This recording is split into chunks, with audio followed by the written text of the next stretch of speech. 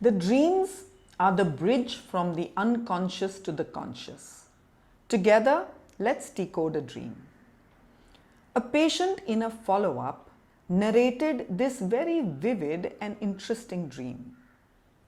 In the dream, he was at a seaside resort, and suddenly he began to see at the back of his hand pink scales beginning to develop.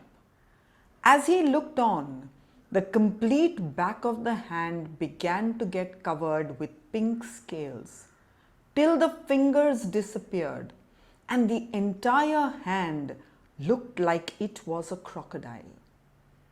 He began to run here and there looking for a doctor, couldn't find one, and woke up with anxiety and completely panicked state, relieved to see it was a dream. To understand this dream, I asked him, "Where were you when you had this dream?" He said he was on holiday in a town in Southeast Asia. I said, "Was it a seaside resort?" He said, "No, but there were rivers there."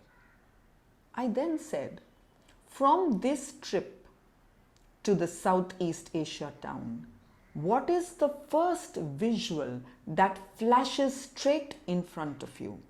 He said, "I can see me with my family on wooden boats going down the river. There were boats that were going towards the destination and others coming back from it. It was very crowded. There were crocodiles in this river. We did see some of them. On either side, there were coconuts and there were palm trees. Not the palm trees like we have here, but much shorter ones.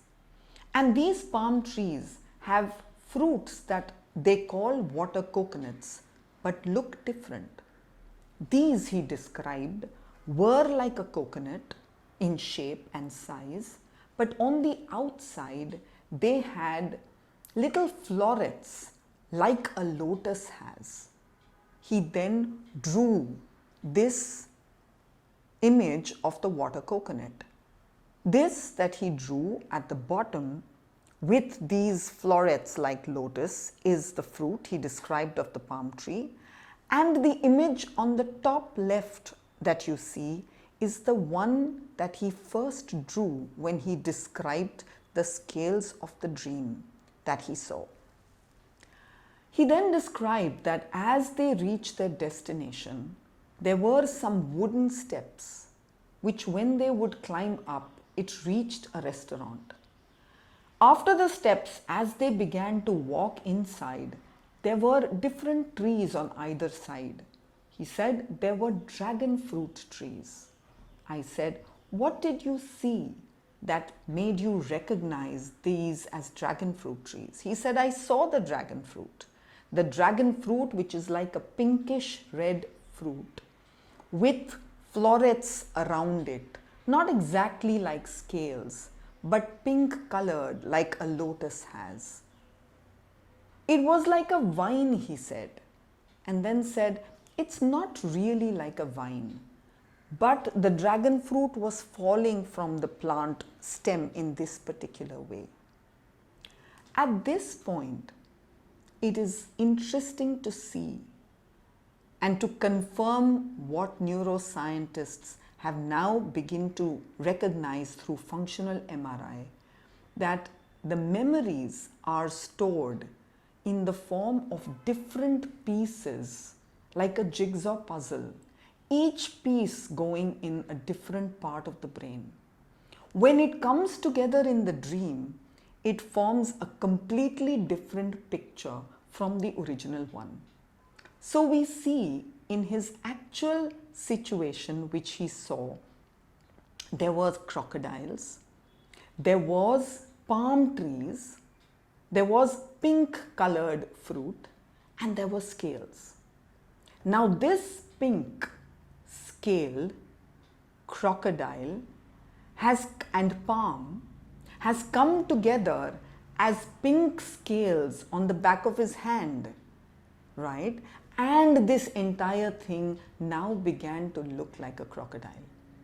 So we begin to see here that this part of the dream represents something that he actually saw in his life very recently. It's only memory that is stored in this coded fashion. So this part of the dream isn't very significant. Now, can we take this dream further and see if it reaches the state in his unconscious? To go from the conscious to the unconscious, we use the stepping stones or the clues that are given by the unconscious. And these are denial, unsaid word, slip of the tongue, absurdities, and corrections. This we use the mnemonic DUSAC, D-U-S-A-C, to simply remember it. And therefore, as he was describing this place that he saw, he said the dragon fruit was on a vine, but this is not really a vine, he said. Thus we see that there was a correction here. A correction because some scene with a vine that has an aspect of his state has got triggered at the same time as he was in this restaurant scene. And therefore, we take the clue from this unconscious and say, so where in your life have you seen the vine? When I asked him this, he said, a factory that my family had when I was very young. And I said, make me see it. He said, as we entered there was a garden on the left side before the factory. And there were a lot of vines with beans that were growing there. This garden, he said, had a lot of ladyfinger. So what we have here is we've come to a scene through a denial, and we now need to explore this scene from his life to see what is the clue of his state that is in this scene, as well as get another stepping stone in the form of a denial, unsaid word, or correction that could take us ahead to another scene of his life. Thus, he described that in this garden with the vines were in the periphery a lot of ladyfinger. He then also began to describe the factory and said, this factory was not a very big factory. Thus, at this point, he has again indicated through a denial that there is another scene from the memory in the unconscious that is intruding in our conscious conversation. I then take this clue and I asked him, so which is this place in your life where you've seen a really big factory? What is it that flashes instantaneously in front of you? And he said, I see this paper factory that I'd seen, a huge place with huge machines, and then these sheets of white paper that were coming from the machines. Then he stopped and said, I don't know if this was actually paper or it was cloth. I then said to him, where then have you seen a paper machine? And then he said, in Ethiopia. And then he described this huge paper factory with the reams of paper that he saw in Ethiopia. I said, to now understand what else is the object and clue that this area of his life is now giving us. And I said to him, what other scene from Ethiopia flashes straight in front of you? And he said, I remember going to this place where there was a ceremony happening and everybody was dressed in white flowing cotton robes, completely white long robes, white cloth turbans, and all these robes were embroidered with thread. He then described that on the periphery of this, there was a river, and this area was at the origin of the river that was coming from Egypt. And then he stopped and corrected himself and said, sorry, not Egypt but Ethiopia. One more correction at this point is now taking us to one more scene in his life, and the unconscious giving us another clue. And so I said, forget what we were talking about. And now, when I say Egypt, what is the scene or visual that flashes in your life from your visit to Egypt? And he said, the museum, the white big museum and the grey steps. And I remember walking, and the first was this mummy that I saw. This big mummy lying in a wooden casket and wrapped with these huge cotton bandages. I then recognize that through the denials, corrections, we have gone to different scenes of his life. The first scene, the factory from his childhood, where the object in the periphery was the lady finger. The second, Ethiopia, where the object were these cotton robes with the thread. The third was Egypt, again with the cotton bandages. I recognize that the cotton and the lady finger both come from the same family, the Malvaceae. The one scene that triggered this entire memory and the dream is one that we didn't fully explore because through the denial we moved quickly to the other scene. So I go back and I say, in Southeast Asia, when you went into this restaurant, what is the visual and the scene of this restaurant that you see? And there he said, there was a lot of food, but food that we were not interested in eating. It was not appetizing. So we walked towards this machine and got glasses of Coca-Cola. And that's all I remember. Coca-Cola, at its origin, had cola nut to flavor it, and hence the name cola. Cola nut is another substance from the Malvaceae family. Thus we see in each of the different scenes, the cola nut, the lady finger, the cotton and the cotton, all four belonging to the Malvaceae family.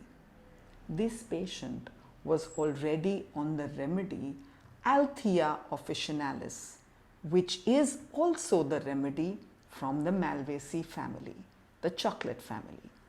Thus, through this dream, he very clearly showed us which were the pieces coming from his recent memory, and then how this dream triggered at different areas in his life, different scenes, each of which in the periphery indicated the state in the unconscious that was from the Malvaceae family. To understand this, let me familiarize you with some of the cutting-edge research in neuroscience. At Leicester University, an experiment was carried out. Some subjects, volunteers, were shown pictures of Obama, a kitchen, and a knife separately at first. Functional MRIs were recorded, and the areas that lit up when Obama's picture was shown was recorded, which was the same for every volunteer. Then the area that lit up when the knife was shown was recorded too. And finally, the third area that lit up when the kitchen was shown was recorded. The volunteers were now shown a picture of Obama, kitchen and knife all together. All the three areas lit up. 6 months later, the same volunteers were now shown just the picture of Obama. When this Obama picture was shown, not only the area that lit up for Obama was now lighting up, but also the areas that had lit up for the knife and the kitchen would light up together. And the same happened when just the knife was shown or just the kitchen was shown. And thus we see that once there is one visual or one scene that's shown even for a short moment, the pieces of that scene go to the different areas of the brain as sensory perceptions. Any time further in life, when any one of these is triggered, all the entire picture gets seen again. And this is what happens in the state. There is a constant scene of our state that is playing in our unconscious. In life outside, when any one aspect of that scene is seen anywhere in outside life, it immediately triggers all the different parts of the puzzle that is the state, and often aggravates us emotionally and physically. And this is how we can understand it through the dreams, as well as often trace it in key emotional situations or in situations where somebody is getting very aggravated and very upset.